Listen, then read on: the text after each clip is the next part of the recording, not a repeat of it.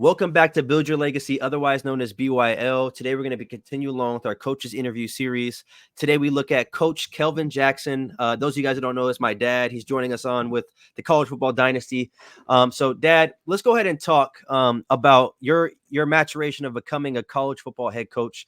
What do you feel like sets you apart from other head coaches? I'm going to be honest, experience. Obviously, I'm probably a little bit older than some of the other people in the group, and then work ethic. So a lot of the players, a lot of the coaches are going to have a head start on me.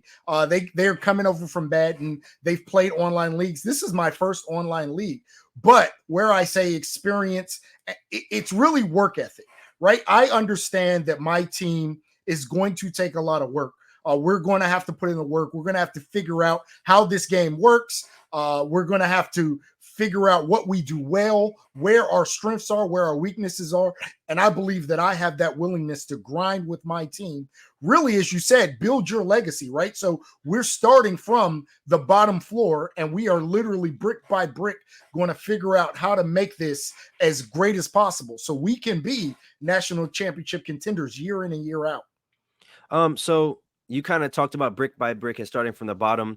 Is there something, or are there certain attributes or things you look at when you're looking, at prospective job offers to take? Yeah, so one is the region, the area. Can we bring in recruits? The other is potential. Do we have some building blocks? Do we have some players that we can build off of? So obviously, I'll go back to region. It's big. When you are a lower tier team, to be able to try to maybe every now and then snag somebody who has some loyalty to the geography will help in that maturation, will help expedite getting to where it is we're trying to get to. And then when you have some things that you can lean on, whether that be a good quarterback, and I don't want to give all my secrets, but a good quarterback, a good running back, a good defense, maybe it's that lockdown corner, something that we can build on, something that we can really lean on when times get hard to help us, kind of as an identity of our team.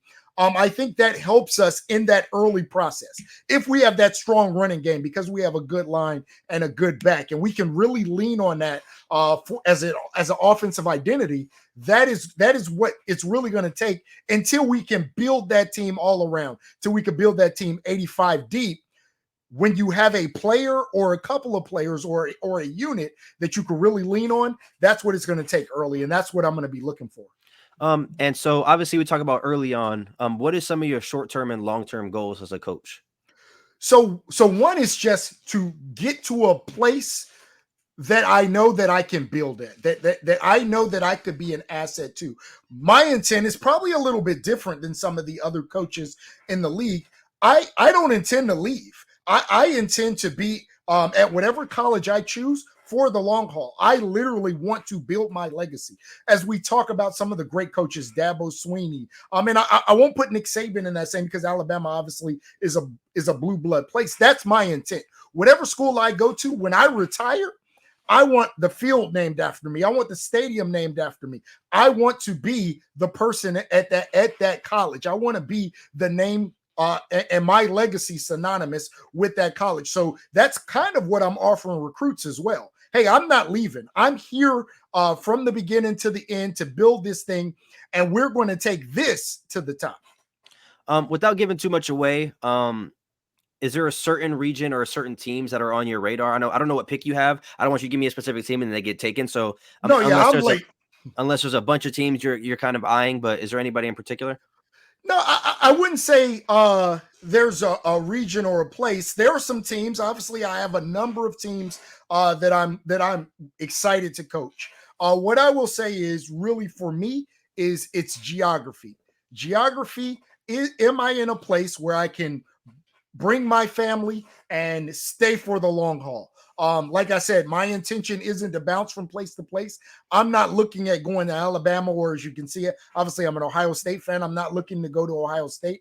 I'm looking to get to a place, really dig in my roots and stay there.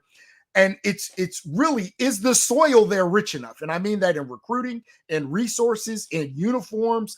Are those things there? Are they set at a place where I could be at for 30 years? Okay. Lastly, what is kind of your vision? And if we fast forward 10 seasons, and for Mhm. whatever reason, college football game, they delete it. What do you want your legacy to be in BYL of what you want to be remembered for as a coach? I want to be the guy that built my program up from the bottom, didn't jump around, that when we started, maybe year 1, we weren't great. But by the time we get to year 10 or year 20 or whatever year that was, we are perennial national champions. We are in that picture. We are fighting. We are, we're one of those teams that when you see us on your schedule, you're concerned. You dig deep in that game plan. You spend extra time looking at film. You know that's not an easy win. I want to build a legacy, truly build a legacy at a place. And I want you to respect our team when you see us on your schedule.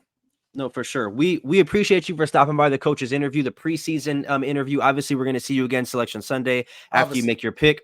It's going to be fun. We look forward to seeing how your coaching career unfolds about whatever school you choose to stay and build. So we will see you on Selection Sunday. Peace out.